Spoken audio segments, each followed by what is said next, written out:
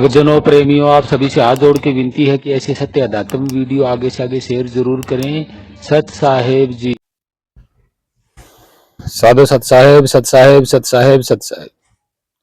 जय सतगुरु साईं अरुण जी महाराज को प्रणाम। जय सतगुरु कबीर साहिब को प्रणाम। जय सतगुरु नानक साहब को प्रणाम। जय सतगुरु रविदास जी महाराज को प्रणाम। जय सतगुरु भगवान बुद्ध को प्रणाम। आप सभी भक्तजनों प्रेमी छोटे बड़े साधु संतों सभी माताओं बहनों और सभी मानव जाति को प्रणाम। सत साहेब सत साहेब सत साहेब। तो भक्तजनों प्रेमियों, आज का जो हमारा जो सत्संग है वो है बीजक पे। वैसे तो मैं बीजक के बारे में बता चुका हूं, लेकिन फिर भी एक भगत हैं, सज्जन हैं जिनका नाम है मुकेश कुमार। उन्होंने हमसे सवाल किया है, 2 सवाल किए हैं। तो आप पोस्ट में देख सकते हैं। मुकेश कुमार जी का मैं धन्यवाद करता हूं, उन्होंने ये सवाल किया और इस सवाल का जवाब भी है जो है प्रमाणिक तौर पे देंगे। दोनों का ही जवाब देंगे। पहला इनका सवाल है कि क्या परमात्मा किसी को मार सकता है? अगर मार सकता है तो वो परमात्मा कैसे हुआ? ये सवाल है उनका। दूसरा ये है कि क्या आज के समय में, मतलब फिलहाल, सही और सत्य बीजक कहां मिलेगा? ये 2 ही है। तो हम आपके दोनों सवालों का जवाब देंगे और आपको प्रमाणिक तौर पे बताएंगे कि बीजक कहां मिलेगा और क्या परमात्मा किसी को मार सकता है क्या। तो इस वीडियो को ध्यान से सुने और गौर करें हमारी बात पे, हमारे विचार पे। तो जवाब भी मिल जाएगा और बीजक भी मिल जाएगा।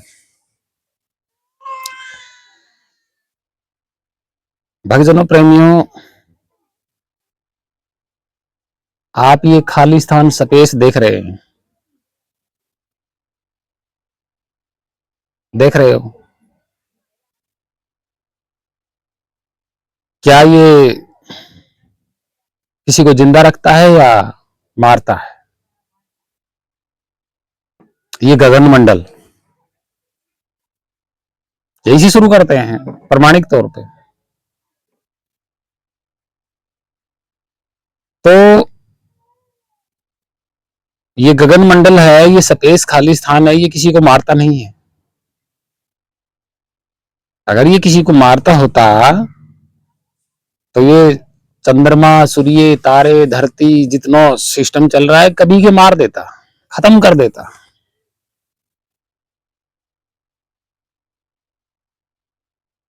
ये गगन मंडल, ये खाली स्थान, मारता वही है जो जिसके पास मन होता है, और इसके पास कोई मन नहीं है, क्योंकि ये हिलता डुलता नहीं है, अभी चल है, चलता नहीं है।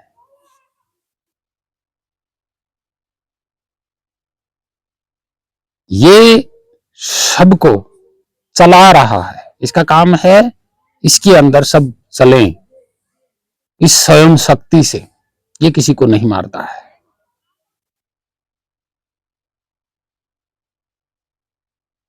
और मारना मरना ये तो प्रकृति का बनना बिगड़ना होता है, इसी को जन्मना और मरना कहते हैं। यानी कि बनना और बिगड़ना, जन्मना और मरना, ये प्रकृति का नियम है। तो यहां तो किसी का हाथ है ही नहीं, किसी और का, कि कोई को मार रहा नहीं। और ये बनना और बिगड़ना ये खाली इसका परिवर्तन है। आज जैसा है कुछ समय बाद वैसा नहीं होगा, कुछ और बन जाएगा। सर्वव्यापी किसी को मारता नहीं है, सर्वव्यापी ने सबको स्थान दिया हुआ है, सबको स्थान दिया उसने। चंद्रमा को भी है, धरती को भी है, आकाश के ताराओं का भी है, इस जनजीवन जाति को भी है, सबको तो उसने स्थान दिया है। वो कहां मारेगा? नहीं। जो मारता है वो तो प्रकृति और परिवर्तन है, उसमें परमात्मा, परमेश्वर, ईश्वर, भगवान का कोई लेना देना ही नहीं है। तो यह अवधारणा मन से निकाल दीजिएगा कि परमात्मा किसी को मारता है या नहीं मारता है। पहली बात तो ये अवधारणा खत्म कीजिएगा, आपने सिर्फ सुना है, मुकेश कुमार जी ये सज्जन हैं, हम इनको बता रहे हैं, आपने सिर्फ सुना है परमेश्वर, देखा नहीं। जब कोई देखता है और वो कुछ कर रहा होता है तब प्रमाणित होता है कि वो करता है, कुछ कर रहा है। आपने सिर्फ नाम सुना है और उस नाम के पीछे अवधारणाएं जुड़ी हैं, क्योंकि देखा नहीं किसी ने और ये सिस्टम चल रहा है तो उसके साथ जोड़ दिया कि मृत्यु भी वही बनाता है, वो सब कुछ वो ऐसा कुछ नहीं। परिवर्तन सबसे बड़ी बात है जो वर्तमान में हो रहा है। और ये स्पेस, गगन मंडल, ये सर्वव्यापी है, ये किसी को नहीं मारता। इसने सबको शरण दी हुई है, ये जिंदा रखता है, ये खुद स्वयं जिंदा है और खुद इस स्वयं में ही सब कुछ चल रहा है। ये क्यों मारेगा? मारेगा वही जिसके पास मन होता है। मन इसके पास है नहीं, इसके पास शरीर ही नहीं है तत्व पदार्थों का, आंख मुंह कान ही नहीं है इसके, इस गगन मंडल के। तो दिमाग से निकाल दें। परमेश्वर परमात्मा की जो अवधारणा के पीछे आपने लगा रखा है ना, दिमाग से निकाल दें।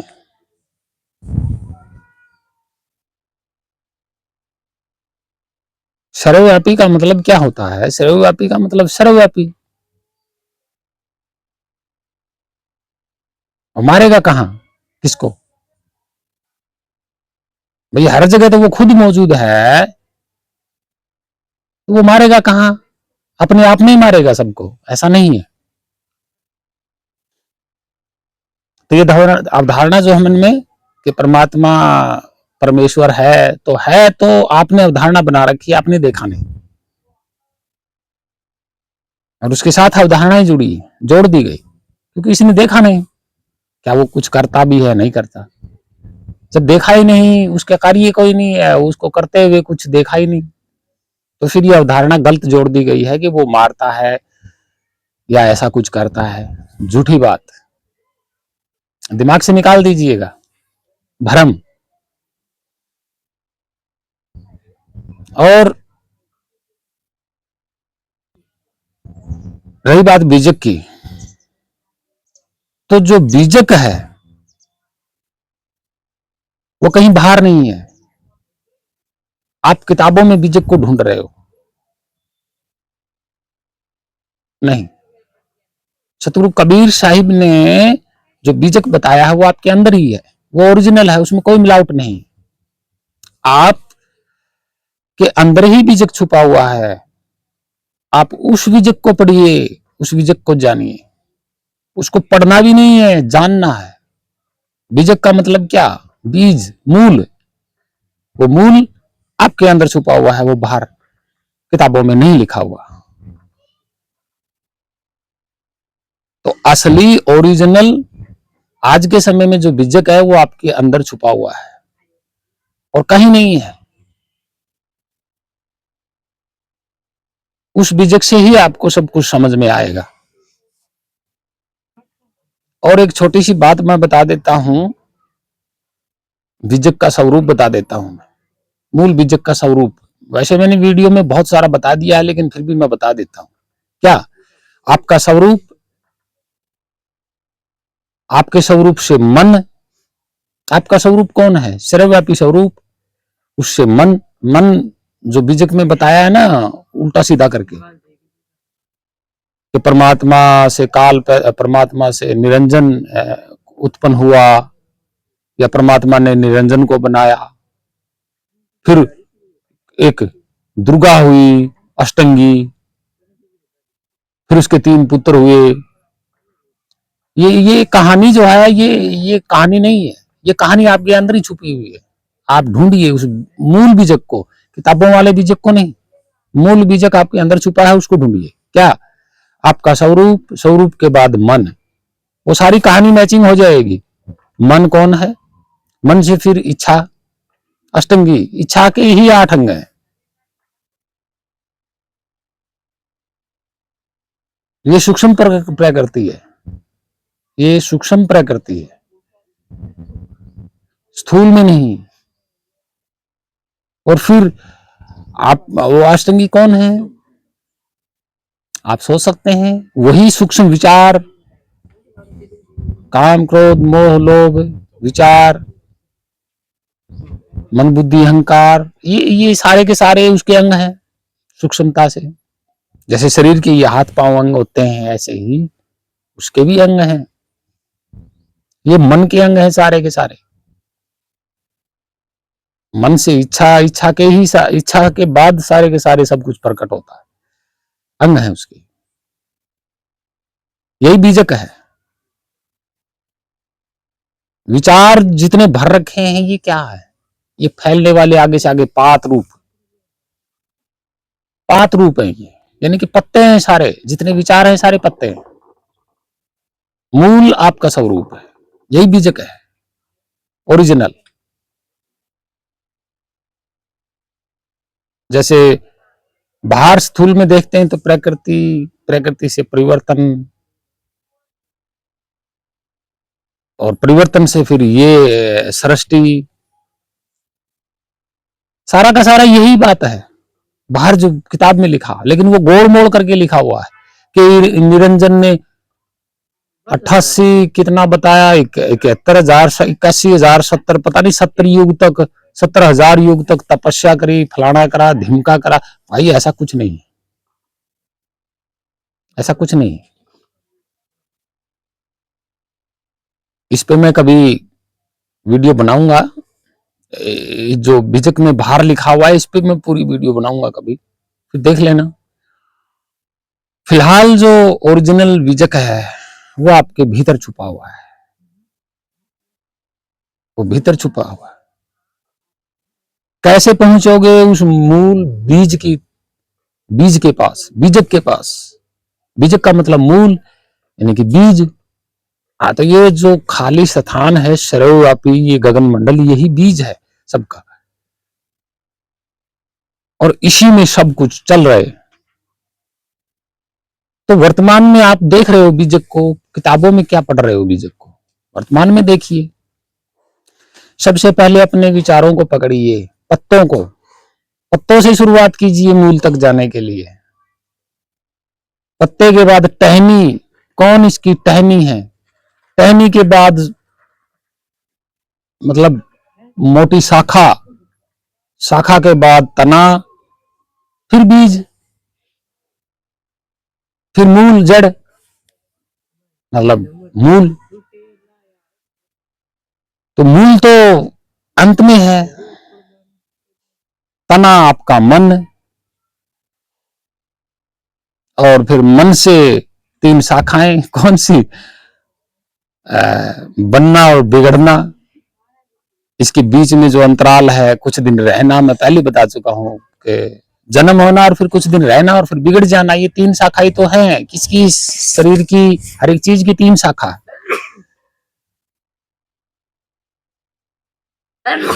ये कहां से उत्पन्न है? मन से उत्पन्न हुई 3 शाखा। शाखा के बाद आप सोच सकते हैं आगे से आगे डाल पात भी है। डाल यानी कि विचार, इच्छाएं, काम क्रोध मोह लोभ, ये सब। उसके बाद पाते हुए विचार, तो उल्टा जाइएगा, विचार विचार पकड़िए, सूक्ष्म अंगों को पकड़िए, फिर जाइएगा शाखा पे, शाखा से फिर तने पे आइएगा और फिर अपने आप में आइएगा। अपने आप का स्वरूप ही मूल बीजक है, ये आपके अंदर छुपा हुआ है। बस इसके अलावा किताबों का बीजक ओरिजिनल नहीं है। जो पढ़ा रहे हैं वो झूठ पढ़ा रहे हैं। रही बात परमात्मा परमेश्वर की अवधारणा, ये भी दिमाग से निकाल दीजिएगा। वो किसी को नहीं मारता है। उसने किसी को बनाया ही नहीं तो वो मारेगा कैसे भाई? जिसने बनाया है वो मारेगा ना। बनाया प्रकृति ने है तो भाई परिवर्तन मार देगा, सीधी सी बात है। आपके सामने खड़ा है बीजक, पढ़ नहीं रहे आप।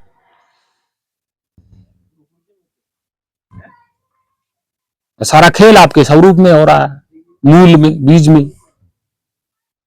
तो भक्तजन प्रेमी, ये आपके सवालों का जवाब है। आप भेदी शत्रु की शरण में जाओगे, अपने आप पे विचार करोगे पूरी तरह से, मूल बीज सामने आ जाएगा बीजक। अब पता चल जाएगा कि जैसे मेरे मन से जो सूक्ष्मता से जो प्रकट हुआ है, वही उसी तरीके से ये बाहर भी प्रकट हुआ है, बना है, बाहर भी बना है। जो अंदर में बनता है सूक्ष्मता से, वो ही बाहर स्थूलता में बनता है। मैं बार बार बता चुका हूं ये बात। आप बीजक तो आपके पास ही, आप ही बीजक का, आप ही बीजक हो। समझने की कोशिश करें, भेदी शत्रु की शरण में जाएं। इसके अलावा तो कोई अन्य कोई बीजक है ही नहीं, और इसमें कोई झूठ नहीं है।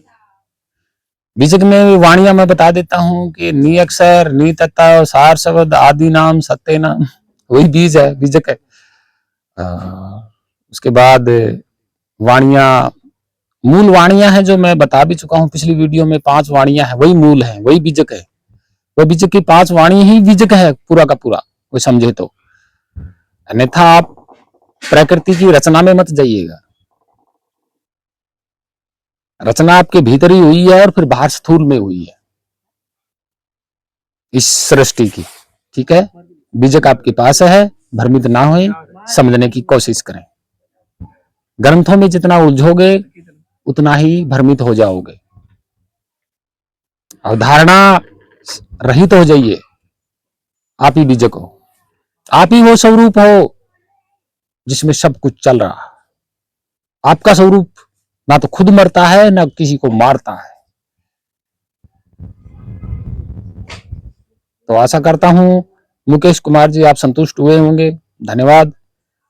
और सभी महान संतों भक्तों को प्रणाम, सभी मानव जाति को प्रणाम, छोटे बड़े सभी जनजीवन जाति को प्रणाम।